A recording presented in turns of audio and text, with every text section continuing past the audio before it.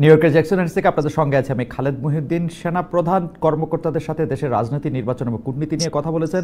এই কথার একদিন পরেই শোনা গেল যে আর নিজের পদে থাকতে চাচ্ছে না প্রধান উপদেষ্টা ডক্টর মোহাম্মদ ইউনূস। কি হচ্ছে সেনাবাহিনীতে, কি হচ্ছে দেশের রাজনীতিতে, কি হচ্ছে দেশের ভবিষ্যৎ, কোথায় যাচ্ছে কি, সেসব নিয়ে কথা বলার জন্য আজ আমাদের সঙ্গে রয়েছেন সাবেক রাষ্ট্রদূত ও মিয়ানমারে বাংলাদেশের সাবেক সামরিক অ্যাটাশে মেজর জেনারেল অবসরপ্রাপ্ত শহীদুল হক। জনাব শহীদুল হক, আপনাকে আমাদের অনুষ্ঠানে স্বাগত জানাই। আপনি আমাদেরকে সময় দিয়েছেন, যুক্ত হয়েছেন, সেজন্য আপনাকে আমরা শুভেচ্ছা ও কৃতজ্ঞতা জানাই। আমাদের সাথে আরও থাকছেন বাংলাদেশ ডিফেন্স জার্নালের সম্পাদক জনাব আবু রুশদ। জনাব আবু রুশদ, আপনাকেও আমাদের সাথে যুক্ত হওয়ার জন্য ধন্যবাদ, কৃতজ্ঞতা এবং স্বাগত জানাই আমাদের অনুষ্ঠানে। জনাব শহীদুল হক, আমি আপনার কাছে আসার আগে আমি একটু জনাব আবু রুশদের কাছে একটু আসতে চাই একটা বিষয় একটু ক্লিয়ার হওয়ার জন্য। জনাব আবু রুশদ, আপনি জানেন যে বুধবার দিন সেনাপ্রধান অফিসার্স অ্যাড্রেসে কিছু কথা বলেছেন। আপনি যেহেতু বাংলাদেশ ডিফেন্স জার্নালের সম্পাদক, অনেকদিন ধরে 2 দশকের বেশি সময় ধরে আপনি মানে এই জার্নাল শুরু করার আগেও আপনি সামরিক প্রতিবেদন, যেটা বাংলাদেশে আসলে খুব রেয়ার, সেরকমগুলি আপনি করেছেন। সেজন্য আমি আপনার কাছে একটু জানতে চাইছি যে অফিসার্স অ্যাড্রেসে জেনারেল ওয়াকার যে কথাগুলি বললেন, জনাব আবু রুশদ, আপনি কি আমাকে শুনতে পাচ্ছেন?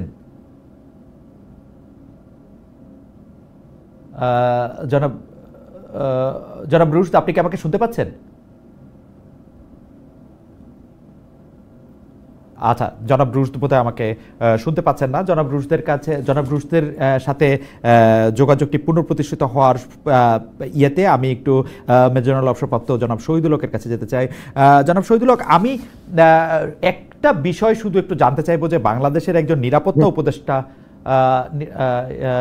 উপদেষ্টা নিয়োগ করা হয়েছে, যিনি জনাব খলিলুর রহমান। এই খলিলুর রহমান সাহেবের নিয়োগ নিয়ে আমরা যেটা শুনছি যে এই খলিলুর রহমান সাহেবের নিয়োগটি আসলে সামরিক বাহিনীর সাথে বা সামরিক সেনাপ্রধানের সাথে এটি কনসাল্ট করা হয় নাই। তার ফলে যেটি হয়েছে যে সরকারের সঙ্গে সেনাবাহিনীর একটা দূরত্ব সৃষ্টি হয়েছে। আপনি বিষয়টি কিভাবে দেখছেন?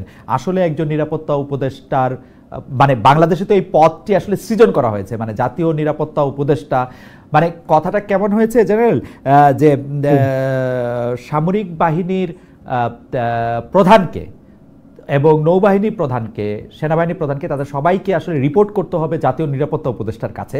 তো এই ব্যাপারটা আসলে সেনাবাহিনী কিভাবে দেখছে, আপনি কিভাবে দেখছেন, আপনার বিশ্লেষণটা আমরা একটু শুনবো।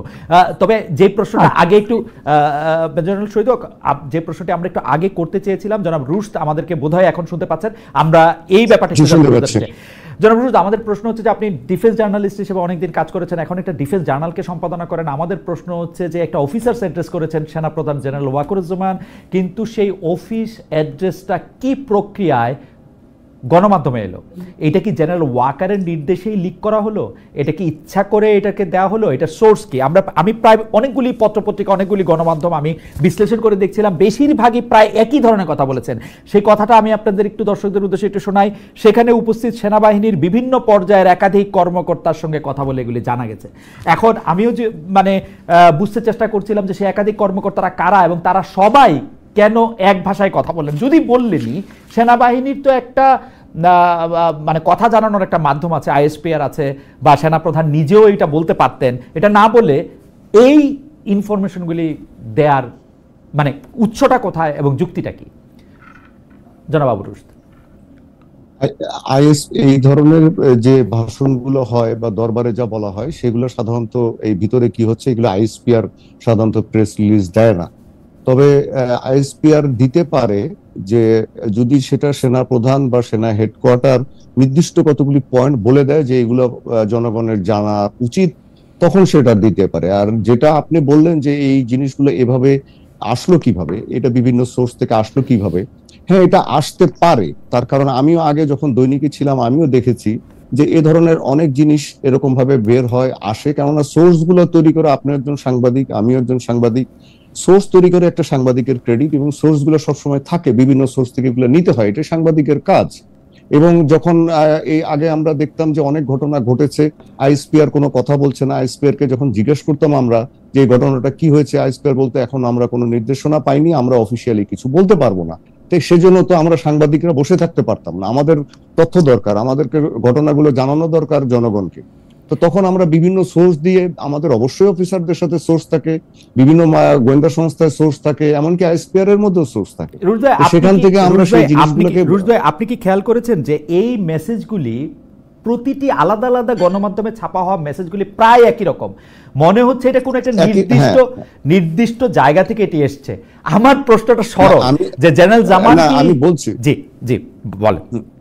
আমি সেটা বলছি, এটা একরকম হওয়ার একটা কারণ হতে পারে। তার কারণ আমাকে কয়েকজন সাংবাদিক এরকম বিভিন্ন জায়গা থেকে ফোন করেছিলেন যে এরকম জিনিস এসছে, হোয়াটসঅ্যাপে আমাকে পাঠিয়েছে যে জিনিসগুলো ঠিক কিনা। আমি দেখলাম যে সবগুলো একই রকমের হওয়ার একটা কারণ হতে পারে কোনো একজন বা দুজনের কাছে বা একজন এই জিনিসটা পেয়েছে, পাওয়ার পরে তারা এটাকে তৈরি করেছে। তৈরি করার পরে আমরা যে বিটগুলা করি, প্রতিরক্ষা বিটও তো কিছু সাংবাদিক গ্রুপ করে, আমরা তো এগুলো একজন আরেকজনের সাথে শেয়ার করতাম। যেমন দেখা গেছে আমি অনেকগুলো ঘটনা কভার করতে গিয়ে দেখেছি যে আমি হয়তো পেয়েছি, অন্যরা পায়নি। তখন আমি ওই সাংবাদিকদের যারা অন্য পত্রিকায় ছিল তারা রিকোয়েস্ট করতো আমাদেরকে একটু দেন, তা আমি যেটা লিখেছি সেটাই হয়তো তাদেরকে পাঠিয়ে দিয়েছি তাড়াহুড়া করে, যে ঠিক আছে আপনারা এটা দেখে এখান থেকে আপনারা বানান। এটার একটা সম্ভাবনা আছে।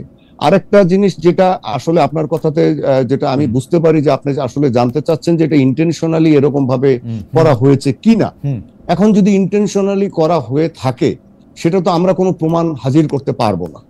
আমরা যেটা করতে পারবো যে আমরা সাংবাদিক হিসেবে বিভিন্ন পত্রিকার কাজ ছিল, সংবাদপত্রে যারা এই বিটটা দেখে, যে রিপোর্টটাকে জনগণের সামনে নিয়ে আসা, এবং তারা সেটা নিয়ে আসছেন।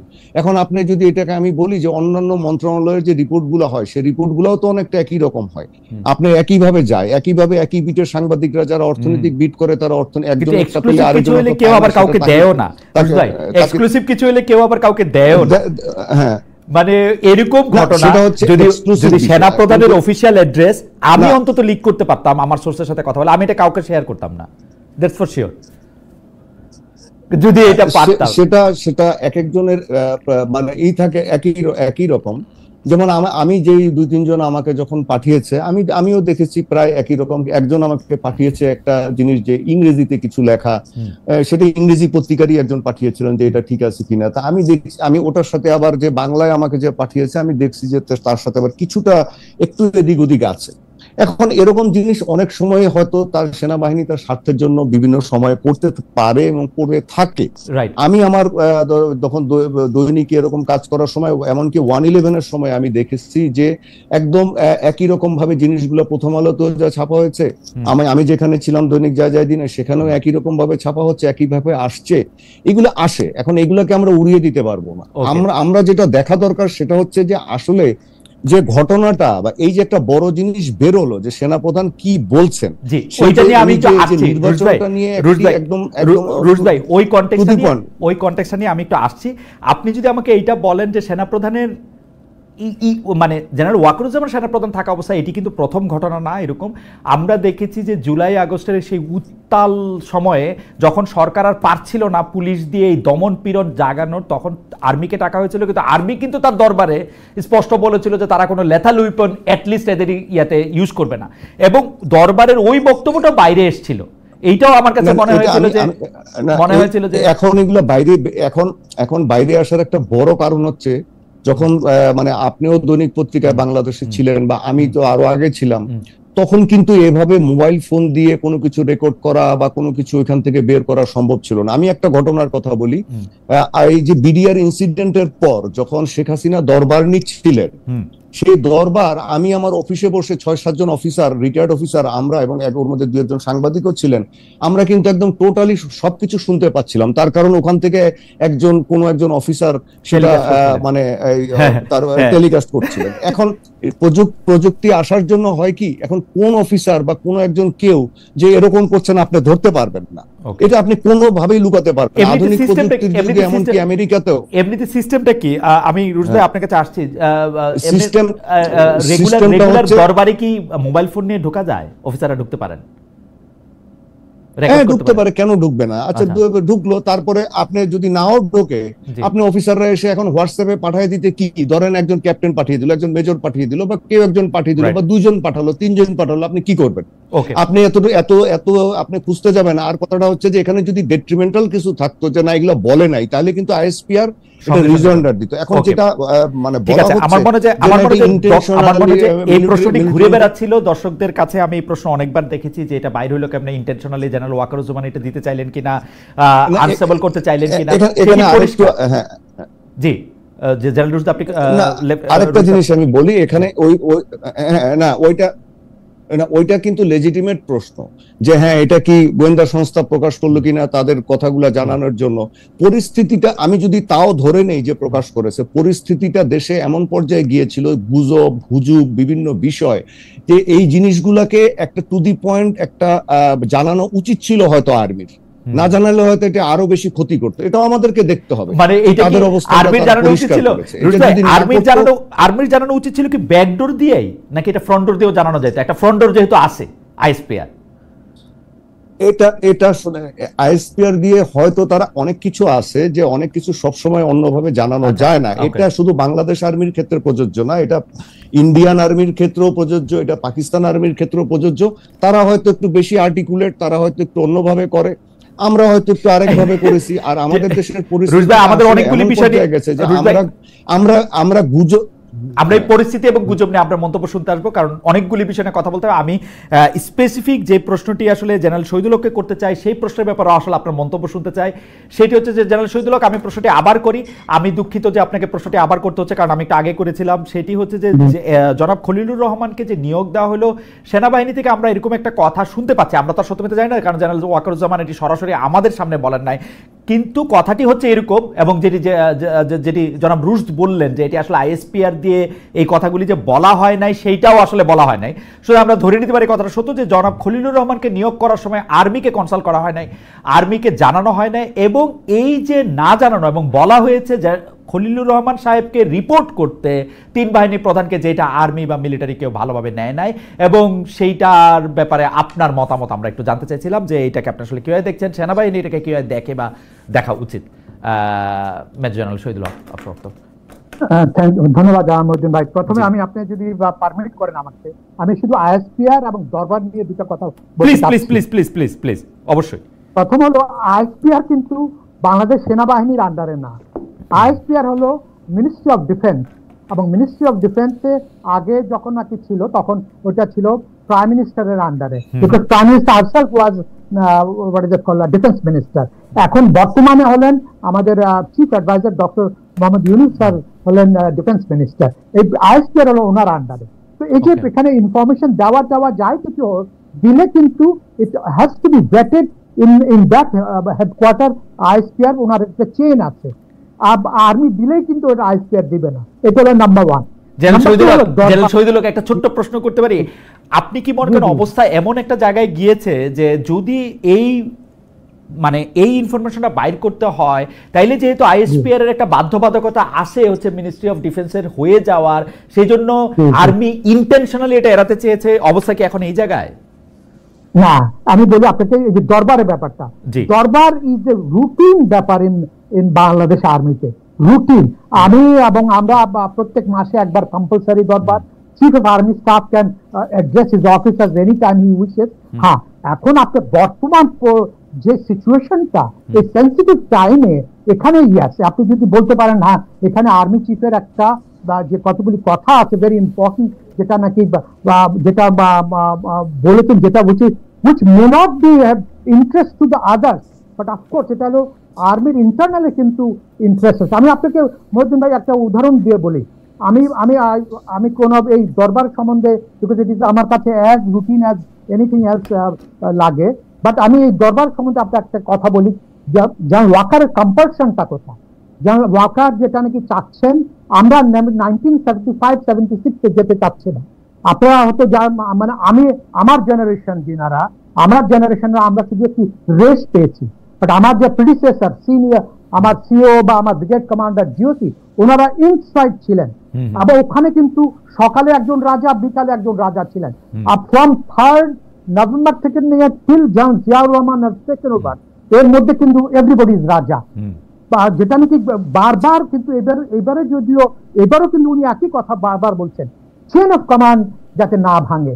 আমি যেদিন 18 জুলাই গত যে জনাব খলিলুর রহমানের নিয়োগ এজ ডিফেন্স অ্যাডভাইজার, জি আপনার মত জি এখন আপনাদের আপনার প্রশ্ন আমি আগে ওই দুটো একটু ক্ল্যারিফাই করলাম আর কি right absolutely thank you right আমি কিন্তু পিওরলি আমার অবজারভেশন থেকে আমি উনি একজন বড় মাপের ভদ্রলোক, ওনার মানে আমাকে ইয়ে করা বা অ্যাসেস করাটা ঠিক হবে না, বাট আমি purely the subject which I study I was always involved. আমি যখন সেনাবাহিনীতে ছিলাম তখনও আমি I was involved in that subject. সেটা হলো মিয়ানমার এন্ড রোহিঙ্গা। এবং রোহিঙ্গার ব্যাপারে আমি আপনাকে বলি, যখন নাকি উনি অ্যাপয়েন্টেড হলেন I was really excited যে যাক একটা হতে যাচ্ছে কিছু, বাট পরবর্তীতে কিছু স্টেটমেন্ট কিছু দেখার পরে I was quite puzzled আর কি, বিকজ উনি অনেকগুলি কথা বলেছেন যেটা নাকি গ্রাউন্ড রিয়ালিটির সাথে ইয়ে নাই। রোহিঙ্গা ক্রাইসিসটা কিন্তু আপনি শুধু রোহিঙ্গা ওয়ার্ডটার ব্যাপারে উপরে যাবেন না, you have to see the dynamics of this whole ওই রিজনের। বাট ওনার থেকে যেগুলি আমরা পাচ্ছিলাম মানে ভেরি একটু ডিসঅ্যাপয়েন্টিং লাগছিল ওনার, প্লাস উনি যেই কথাগুলি বলছিলেন দ্যাট ওয়াজ অলসো মনে হচ্ছে নাকি উনি গ্রাউন্ড সাথে ওনার ইয়েটা যেটা নাকি উনি বা প্রচার করতে চাচ্ছেন ওনার সাথে কোনো মিল আছে। দ্যাট ওয়াজ ভেরি একটা ডিসজয়েন্টেড, এবং উনি যে কাউকে কনসাল্ট করছেন না এটাই আমার কাছে সবচেয়ে অবাক লাগলো, বিকজ ওখানে কিন্তু অনেক অনেক লোক আছে। আমি বলি বাংলাদেশ সেনাবাহিনীতে, ইভেন আমাদের পুলিশ এসবিতে, এবং আমি ইভেন আমাদের ফরেন মিনিস্ট্রিতে কিছু কিছু অফিসেস আছে, দে আর ওয়েল কনভার্সেন্ট, এবং ওনারা কিন্তু থরলি জানেন কি হচ্ছে না। আমার কাছে মিস্টার খলিল সাহেবের ওই কথাগুলি মনে হচ্ছে ডিসজয়েন্টেড, উনি বা কেন জানি না উনি কাউকে জিজ্ঞাসা করতে পারেন বা উনি ব্রিফ দিতে পারেন, হি ক্যান ডু ইট। এখন আসা যাক পরবর্তীতে উনি ন্যাশনাল সিকিউরিটি অ্যাডভাইজার হিসাবে, এখন আমি ওনার যখন বায়োগ্রাফি দেখলাম, হ্যাঁ আমি এমন কিছু দেখলাম না কি উনি ন্যাশনাল সিকিউরিটি অ্যাডভাইজার মানে যেটার জন্য নাকি বা ওনাকে এলিভেট করা হলো, জাস্ট অজিত দোভালের সাথে একটা মিটিং করে যে he was elevated from Rohingya adviser to high representative of Rohingya থেকে নিয়ে উনি he was elevated to national security. That was totally puzzling to everybody. মানে জেনারেল শহীদুল হক উনি ভারতের নিরাপত্তা উপদেষ্টা অজিত দোভালের সাথে একটা বৈঠক করেছেন এবং তারপরে উনাকে একটি মানে আমাদের দেশের নিরাপত্তা উপদেষ্টা বানানো হলো। এটি একটি মানে এটি অ্যানালজি হিসাবেও কেমন আমি ঠিক জানি না আসলে, মানে মানে আমার সাথেও অনেক বড় বড় লোকজনের দেখা হয়, মানে আমাকেও তাহলে আমি জানি না মানে এইটা এটা এটা এটা এটা এটা কিন্তু কিন্তু সেটা আর্মিতে খুব ক্ষুব্ধ প্রতিক্রিয়া সৃষ্টি করেছে কিনা, এই প্রতিক্রিয়া সৃষ্টি করাটা আসলে যৌক্তিক কিনা, কারণ আর্মি তো আসলে সরকার প্রধানের কথা শুনে চলার কথা, ওনাদের তো যাই হোক কাম হোয়াট মে। না, আর্মি ইজ টোটালি আমি যতটুকু আমি বললাম না বাংলাদেশ সেনাবাহিনী আমরা যদিও অনেক আগে রিটায়ার করেছি, but we go around every day, we go to ক্যান্টনমেন্টে যাই, কথা হয় আমাদের সাথে, যদি দেখা হয়, প্লাস আমরা যে চেইন অফ কমান্ডটা we understand the how chain work.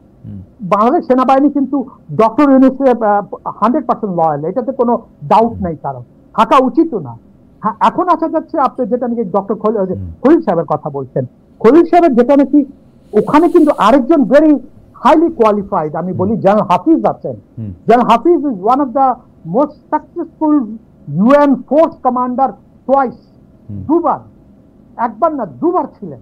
আপনি বলছেন দিস ইজ এ রেয়ার একটা honour for Bangladesh, and he that gentleman that general Hafiz just he is also one of the adviser. তো এটাই আমার কাছে যিনি নাকি ওনার ইউএন এর সাথে একটা চলাফেরার একটা ইয়ে আছে, উনি এই ধরনের করিডোর হাজার হাজার করিডোর উনি করেছেন ওনার সময়, আমার মনে হয় যে আমরা জনাব মেজর জেনারেল শহীদুল হককে আমরা স্পষ্ট খুব ভালো আসলে শুনতে পাচ্ছি না, এটা একটু ইয়া করা দরকার। আমি শুনতে পাচ্ছি, দর্শকদের মধ্যে অনেকে অনুযোগ করছেন যে শুনতে পাচ্ছি না, প্রডিউসার নিশ্চয়ই এটা দেখবেন। ইন দ্য মিন টাইম আমি আপনার বক্তব্য বুঝতে পেরেছি যে আপনি বলছেন যে জনাব খলিলুর রহমানের যে ডিফেন্স মানে কি বলে ডিফেন্স অ্যাডভাইজার হতে হলো, তার মধ্যে আসলে মিলিটারি নিয়ে, ডিফেন্স নিয়ে তিনি কোনো দায়িত্ব কখনো পালন করেছেন কিনা সেটি আসলে আপনি দেখেন নাই। দ্বিতীয়, আপনি জেনারেল হাসিবের কথা বলছিলেন যে জেনারেল হাসিব দুবার আসলে ইউএন এর একটি বড় ফোর্স কমান্ড করেছেন, যেটি আসলে একটি জেনারেল হাফিজ, হ্যাঁ এখন আমি নামটি পুরো শুনতে পেলাম, যে তার ব্যাপারেও আসলে এরকম সিদ্ধান্ত নেওয়া যেত, অর্থাৎ এবং তিনি কারোর সাথে কনসাল্ট করছেন কিনা সেটিও এটি দেখা যাচ্ছে না। আমি একটু জনাব রুশ আপনার কাছে আবার ফিরবো জনাব শহীদুল হক, আমি একটু আবার জনাব আবরুশদের কাছে ফিরতে চাই। জনাব আবরুশ, আপনি জনাব খলিলুর রহমানের অ্যাপয়েন্টমেন্টটা নিয়ে একটু আমাদেরকে বলবেন যে একজন ডিফেন্স সেক্রেটারি বাংলাদেশে কেন দরকার হলো, এবং যে অজিত দোভাল ভারতীয় নিরাপত্তা উপদেষ্টা তার সাথে কথা বলার পরে এটা আসলে নিয়োগ হয়েছে কিনা সেই ব্যাপারে আপনি একটু মন্তব্য শুনবো। কিন্তু তার আগে আমি একটি কথা বলতে চাই যে আমরা কিন্তু এখন দেশ বিদেশের নানা রকম জায়গা থেকে আমরা কিন্তু দেখি আর্মিদের সম্পর্কে যে শুধু খবরই তা না, আর্মিদের ভিতরে সার্ভিং অফিসার কে কোন দায়িত্ব পালন করবে, কাকে আসলে সেনা প্রদান করলে ভালো হবে, নাম ধরে ধরে এগুলি বলা হয়। এবং অনেক ক্ষেত্রে আমাদের সার্ভিং অফিসাররা কি এরকম ভাবে কথা বলেন তাদের নিজেদের স্বার্থে? আপনার কাছে কি মনে হয়, মানে সার্ভিং অফিসাররা নিজে থেকেই কি বলেন যে ভাই আপনি তো অনেক বড় ইনফ্লুয়েন্সার, আপনি আমার নামটা একবার বলে দেন তাহলে আমার পথে যাওয়া সুগম হয়? আচ্ছা, গিয়েছিলেন উনি সেনাপ্রধান হওয়ার জন্য, এগুলো সবাই জানে। এখন জেনারেল মঞ্জুরের পরে পরিণতি কি হয়েছিল, উনি জেনারেল জিয়াকে হত্যা করলেন, নিজেও নিহত হলেন। তো এই যে অস্থিরতাগুলো, তারপরে আমাদের বিমান বাহিনীতে 1977 সালে একটা কু করা হলো, আমাদের পাইলটদের মধ্যে 3 ভাগের 2 ভাগ পাইলট আপনার সেখানে নিহত হলেন। মানে এই ধরনের অস্থিরতা কন্টিনিউয়াসলি চলেছে। তখন বিপ্লবী সৈনিক সংস্থা এবং আরেকটি সংস্থা ছিল, সেটা হচ্ছে সেনা পরিষদ, যেটা কর্নেল ডালিম এবং এই যে যারা শেখ মুজিবকে হত্যা করেছেন তাদের যে গ্রুপটা, এখন এরকম যদি তাদের নিজেদের সমস্ত কিছু হ্যাঁ এভাবে যদি সবকিছু চলতে থাকে, এরকম জেনারেল শহীদুল হক কি জানি একটা বলতে চাইছিলেন, ওটা বলতে চাচ্ছিলেন উনি যে বিপ্লবী সৈনিক সংস্থাটা ছিল জাসদের, এটার জন্মদাতা হচ্ছে কর্নেল তাহেররা, আর সেনা পরিষদটার জন্মদাতা হচ্ছে এই যে কর্নেল ডালিম এবং এই গং। আপনি লক্ষ্য করবেন যে সবসময় অস্থিরতা। আপনারা তারা জেনারেল জিয়াকেও ঠিক মতো আপনার আর্মি চালাতে দিচ্ছিল না, তাদের দাবি দাওয়া এটা সেটা, একে এটা বানাতে হবে, ওইখানে মীর শওকত কেন বসে আছে, ওখানে কেন নাসিম বসে আছে, একে সরাও, ওকে ওখানে দাও, এরকম কিন্তু তখন আমরা লক্ষ্য করেছি। তার পরিণতি কিন্তু অনেক খারাপ হয়েছিল বাংলাদেশের জন্য। আমরা সেম প্যাটার্ন এখন লক্ষ্য করছি। এই যে আপনি আমাকে প্রশ্ন করলেন যে এ ধরনের জিনিস বাইরে আসলো কেন, এটা কি সত, মানে এটা সবাই জানলো কিভাবে? আমি যদি একটা কাউন্টার প্রশ্ন করি, যে যারা ইউটিউবে এবং বিভিন্ন জায়গায় ওনারা সবকিছু জানেন যে ওনাকে সেনাপ্রধান বানানো দরকার, ওনাকে ওই জিওসি বানানো দরকার, ওই অফিসার এটা করেছে, ওখান দিয়ে এটা হয়েছে, তো ওনারা জানছেন কিভাবে? ওনারা জানেন কোথায়? ওনারা সবকিছু জানছেন, এভাবে এরকম করে তো আসলে হয় না। রুশ ভাই, আমি এই প্রশ্নটাও করছি যে এখন সার্ভিং অফিসাররাও কি ওনাদের সাথে কথা বলছেন, মানে ইনফ্লুয়েন্সারদের সাথে বা যারা জানছেন তাদের সাথে কথা বলছেন? আমরা যেটা না আপনি যেটা জানতে চাচ্ছেন যে তারা কোনো সার্ভিং অফিসার কি কোনো পদে বসার জন্য, কোনো কিছু হওয়ার জন্য কি এরকম করছেন? যারা সিনিয়র অফিসার আছেন, যারা ধরেন মেজর জেনারেল, লেফটেন্যান্ট জেনারেল বা ব্রিগেডিয়ার, তাদের এগুলা করে কোনো লাভ নেই এবং তারা এগুলা করবেন না। তার কারণ আমি বলি আপনাকে, আপনার কর্নেল অ্যাবাভ র্যাঙ্ক এই পদগুলা কখনো সেনাপ্রধান নিয়োগ দেন না। এদের পদোন্নতি, এদের পদায়ন, এদের আপনার যে কোনো শাস্তি দেওয়া বা কোর্ট অফ ইনকোয়ারিতে আনা, এটা একমাত্র করতে পারেন প্রতিরক্ষা মন্ত্রী। প্রতিরক্ষা মন্ত্রী হচ্ছেন এখন ডক্টর ইউনূস। জেনারেল ওয়াকার চাইলেই আপনার একজন কর্নেলকে এক জায়গায় বদলি করতে পারেন না। সুতরাং এই সমস্ত কথাবার্তা যে তৈরি করা হচ্ছে, আমি বলবো হাইপ, গুজব, হুজুগ, জজবা, মানে যে যার মতো করে বলছে। এটা যে শুধু একটা পক্ষ বলছে তা না, সবার মধ্যে অস্থিরতা, যে তারা ডক্টর ইউনূসকেও সময় দিতে চায় না, এখনই এটা করতে হবে, মানে যেন ওনার কাছে আলাদিনের যে জাদুর চেরাগ আছে, ওনাকে এখনই এটা সমস্যার সমাধান করতে হবে। জেনারেল ওয়াকার বা সেনার যে প্রশাসন আছে, যেটা স্যার বললেন, এটা একটা কমান্ড, একটা চেইন অফ কমান্ড থাকে। এখন যদি চেইন অফ কমান্ডের মধ্যে আপনি কারো ইচ্ছা অনুযায়ী তার একটা খায়েশ আছে, সেই খায়েশ যদি এরকম ভাবে যদি অনার সৃষ্টি তৈরি করা হয়, তাহলে কি হবে? বাংলাদেশ আর্মি শুধু ক্ষতিগ্রস্ত হবে না, বাংলাদেশ যে পরিপ্রেক্ষিতে 5ই আগস্টের পরে একটা অবস্থায় এসছে, সেটাতে ডক্টর ইউনূস ক্ষতিগ্রস্ত হবে, আমাদের পুরো দেশ ক্ষতিগ্রস্ত হবে, আমাদের রাজনীতি ক্ষতিগ্রস্ত হবে, আমাদের অর্থনীতি, বিনিয়োগ সব ক্ষতিগ্রস্ত হবে। বিশ্ব আমাদেরকে বিশ্বাস করবে না।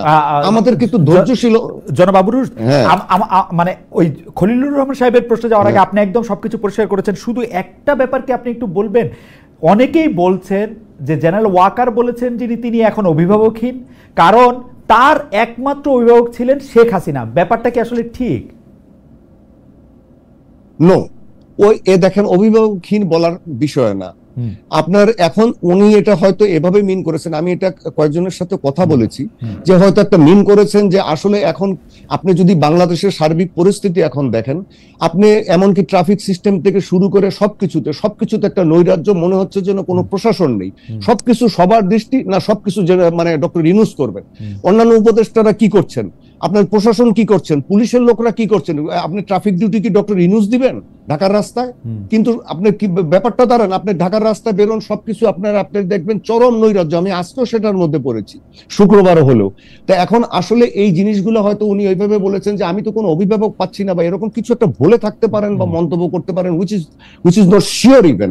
এখন ওনার একটা বক্তব্য যেটা ছিল যে একটা নির্বাচিত সরকারের প্রসঙ্গটা এনেছে, যে একটা নির্বাচিত সরকার থাকলে জনগণের দ্বারা সেটা ম্যান্ডেট পায় এবং সেটা একটা অভিভাবকের ভালো দায়িত্ব পালন করতে পারে। আপনারা যদি 5ই আগস্টের পরে তার কিছু বক্তব্য আপনাদের খেয়াল থাকে, যে উনি কয়েকটা মিডিয়াতে কথা বলেছিলেন, সেখানে কিন্তু উনি বলেছিলেন যে 18 মাসের মধ্যে আমরা নির্বাচনটা সুষ্ঠুভাবে হোক এটা চাই।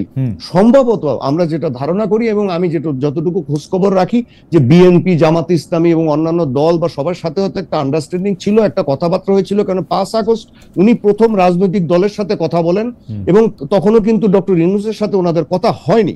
যে সেই রাজনৈতিক দলগুলোর সাথে হয়তো কথা বলে উনি ঠিক করেছিলেন, বা রাজনৈতিক দলের নেতারা হয়তো একটা ডিসিশন দিয়েছিলেন বা একটা ধারণা দিয়েছিলেন যে নির্বাচনটা এর মধ্যে হওয়া উচিত, এর মধ্যে কিছু দেশটাকে ঠিক করার জন্য, মোটামুটি একটা পথে আনার জন্য যা করা দরকার সেটা করা হবে। তখন কিন্তু 3 দিন দেশে কোনো সরকার ছিল না, তারপরে ডক্টর ইউনূস আসলেন। এই 3 দিন কিন্তু দেশের সরকার না থাকার কারণে 3 দিন দেশটাকে ঠিক রেখেছে কে? আপনি যদি সেই সময়কার পরিস্থিতি চিন্তা করেন, কি ধরনের ভয়াবহ পরিস্থিতি, এটা কল্পনা করা যায় না। ঢাকার রাজধানী শহরেই মানুষ বের হতে পারছিল না ভয়ে। তো সেখানে তো তারপরে তো কিছুটা সবকিছু ঠিক মতো রাখা হয়েছে। তারপরে না ডক্টর ইউনূস আসলেন এবং উনি দায়িত্ব নিলেন, তারপরে আস্তে আস্তে উপদেষ্টারা বসলেন। আপনি যদি একটু খলিলুর রহমান প্রসঙ্গে বলেন, কারণ আমরা আপনার কাছে যে সেনাপ্রধানের কথা ধরে ধরে জানতে চাইবো। জি, আপনি যদি একটু খলিলুর রহমানের নিয়োগ, সেনাবাহিনীর সাথে আলোচনা, উনাকে রিপোর্ট করা, ওইটা নিয়ে যদি একটু বলেন। খলিল সাহেবের নিয়োগটা, জি আচ্ছা, আমি যতটুকু জানি যে খলিল সাহেবের নিয়োগটা সম্ভবত আপনার সংশ্লিষ্ট জায়গাগুলোতে কেউ আলাপ করেনি, এবং শুধু এটা খলিল সাহেব না, আরো অনেকের অনেক কিছু নিয়োগই হচ্ছে যেগুলো মানুষকে হতবাক করে দিচ্ছে। যেমন অনেক জিনিস আছে যেগুলো হচ্ছে যে হঠাৎ করে একজন এসে নাজিল হচ্ছে, অমুক এসে এইটা করছে, হঠাৎ করে আমরা দেখছি যে অমুকে অমুক জায়গায় বসে যাচ্ছে। এখন এগুলো হতে পারে, এটা ডিসিশন তাদের ব্যাপার, অন্তর্বর্তী সরকারের ব্যাপার, কিন্তু জাতীয় নিরাপত্তা উপদেষ্টা কিন্তু আমাদের আগে ছিল না। জাতীয় নিরাপত্তা উপদেষ্টার পদটা অত্যন্ত গুরুত্বপূর্ণ, বিশেষ করে বর্তমান যে স্ট্র্যাটেজিক অবস্থানটা আমাদের মায়ানমার সীমান্ত এবং বঙ্গোপসাগর এলাকায় যেটা চলছে, এবং ইন্দো প্যাসিফিক যে স্ট্র্যাটেজি, এগুলো যদি আমরা ধর্তব্যে নেই এবং বাংলাদেশের সার্বিক নিরাপত্তা যদি আমরা ধর্তব্যে নেই, উগ্রবাদের উত্থানকে যদি ধর্তব্যে নেই, তাহলে এই বিষয় এনাকে নিয়োগ দেওয়ার আগে এটা হয়তো মানে সংশ্লিষ্ট জায়গার সাথে আলাপ করা উচিত ছিল। তার কারণ সেনাবাহিনী, বিমান বাহিনী, নৌবাহিনী, গোয়েন্দা সংস্থা এরা এখন যেভাবে কাজ করছে তাতে তাদের জানানো উচিত ছিল। এছাড়া আপনার রাজনৈতিক দলকেও জানানো উচিত ছিল। কিন্তু এই যে আপনি আরেকটা কথা যে বললেন যে অজিত দোভালের সাথে কথা বলার পরে উনি নাজিল হলেন কিনা, আমার মনে হয় না যে অজিত দোভালের সাথে কথা বলার পরে উনি নাজিল হয়েছেন, সেটা হয়তো ঠিক না। কিন্তু এই জিনিসটাকে করা উচিত ছিল যে আপনার 3 বাহিনী প্রধানের সাথে অন্ততপক্ষে আলাপ করা উচিত ছিল। তার কারণ এই উপদেষ্টা, যিনি নিরাপত্তা উপদেষ্টা হবেন, বর্তমান প্রেক্ষিতে তাদেরকে তো 3 বাহিনী প্রধানের সাথে কাজ করতে হবে, তাদের সাথে একটা ভালো সম্পর্ক তৈরি করতে হবে। আমরা পত্রিকায় কি করি, পত্রিকার সম্পাদক যখন একজন রিপোর্টার বা একজন কাউকে নিয়োগ দেন, একজন সাংবাদিককে নিয়োগ দেন, তার সম্পর্কে জানেন, অন্যদেরকে আপনি যেহেতু মানে সাবেক সেনা কর্মকর্তা এবং দীর্ঘদিনের সাংবাদিক, সেই জায়গা থেকে আমি বলতেছি যে আপনি কি আপনার রিপোর্টারদেরকে বা চিফ রিপোর্টারদের জিজ্ঞেস করে হেড অফ নিউজ নিয়োগ দেন বা নিউজ এডিটর নিয়োগ দেন? আপনি তো নিয়োগ দিতেই পারেন, আপনি সরকার প্রধান, আপনি তো একজন এক্সিকিউটিভ নিয়োগ দিতে পারেন। ব্যাপারটা ওইটা আমি অ্যানালজি দিয়েছি। আপনি যদি একজন চিফ রিপোর্টারকে নিয়োগ দিতে চান, যেটা একটা ভাইটাল পোস্ট, তাহলে কিন্তু আপনি এক্সিকিউটিভ এডিটরের সাথে কথা বলবেন। আপনি যদি একজন সিনিয়র রিপোর্টারকে নিয়োগ দিতে চান, আপনি কিন্তু চিফ রিপোর্টারের সাথে কথা বলবেন যে এরকম 2 জন ক্যান্ডিডেট আছে, আমি এর মধ্যে তুমি কাকে ভালো মনে করো, এটা কিন্তু বলবেন। আপনি যদি না বলেন, পরবর্তীতে তো দেখা যাবে চিফ রিপোর্টারের সাথে সেই রিপোর্টারের সম্পর্কটা ভালো না।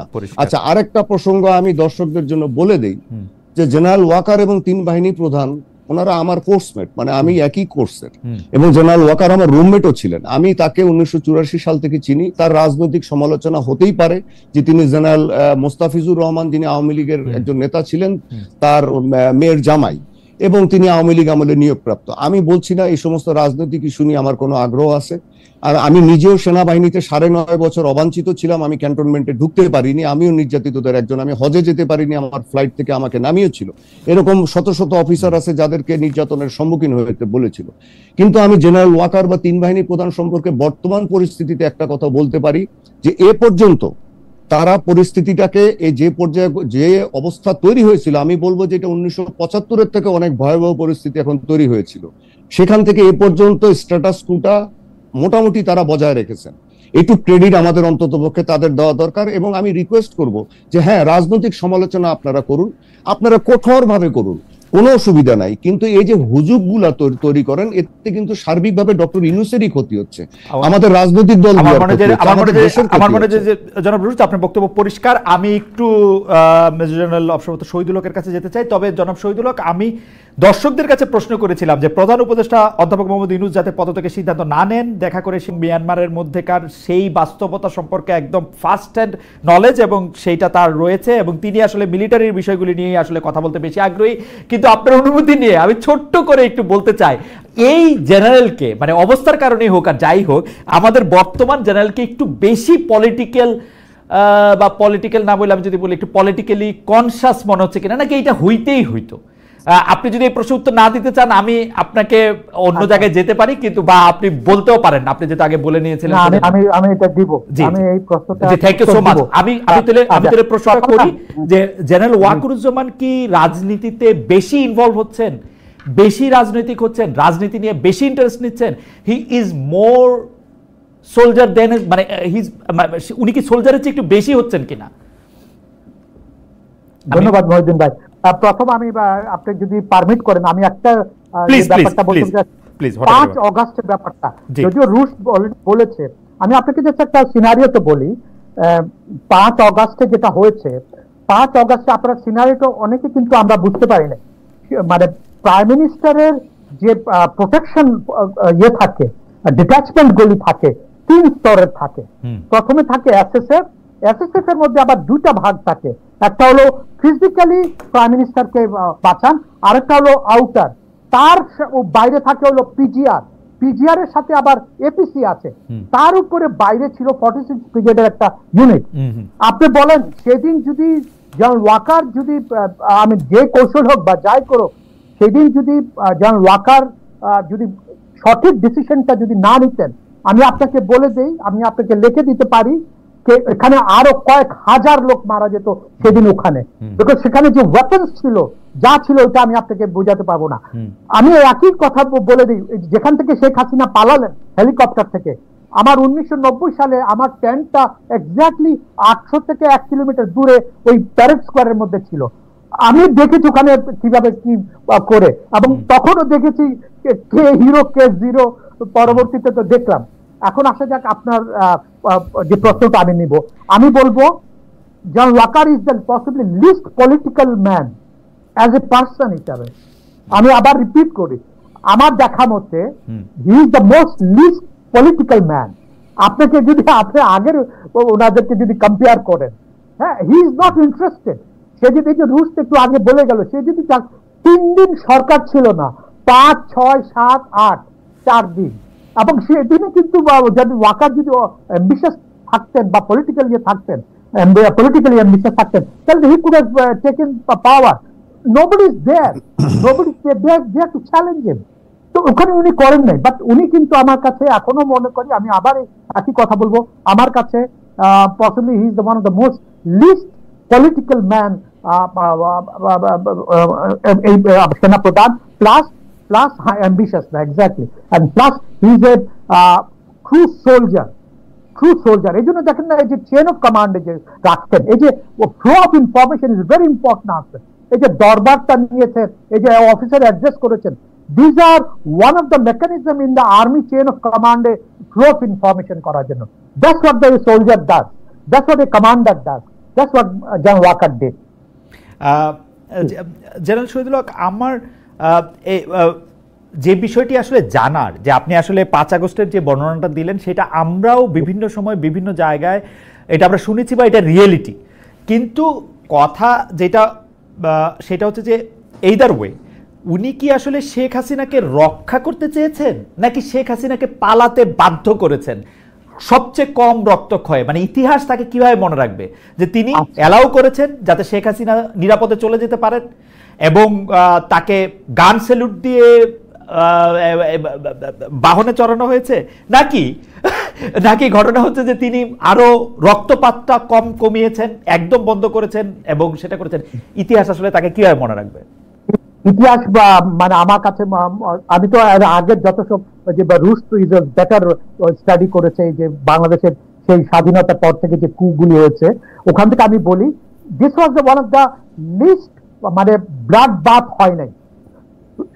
সরি, সেদিন যদি না হতো, আমি আপনাকে বলে দিই, সেদিন বঙ্গভবনে যারা ছিলেন every would have been dead including Sheikh Hasina. গণভবনে এখন বলেন, গণভবনে সেদিন যদি ওই ডিসিশনটা না হতো, এবং ওই যে ডিসিশনটা নেওয়া, এবং এটা আপনি দেখেন এটা কিন্তু আরেকটা লিগেসি ওই দাঁড়ায় বসত, এই যে একটা মানে উইদাউট ফায়ারিং এর মানে শট ওখানে বা ইয়ে করা, যে পাওয়ারটা চেঞ্জ হয়েছে। বাট পাওয়ার চেঞ্জ ওয়ার্ডটা আমি বলছি না, এটা অবশ্য পুরাটা হলো আমি শেখ হাসিনার দোষ দিব। আমাদের এরকম রেভলিউশন, যেমন আমি অনেককে বলি যে রেভলিউশন বাংলাদেশে this is not the first time, we have seen আরো আগে 3টা দেখেছি, but this the first time যেখানে নাকি লিডার হ্যাজ ফ্লেড, দেশ ছেড়ে পালিয়ে চলে গেছে with her cabinet, with her hundreds and thousands of cadres, living millions of supporters behind and left to the elements for being killed. এটা কিন্তু কোনো সময় হয় নাই। এর আগে কিন্তু সবসময় কি হয়েছে, there is a